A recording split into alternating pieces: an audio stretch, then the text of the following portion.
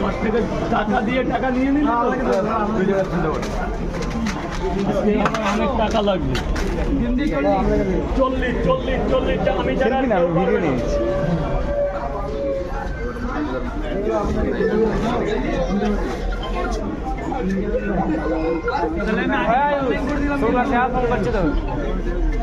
কেটে দিয়েছি আমি।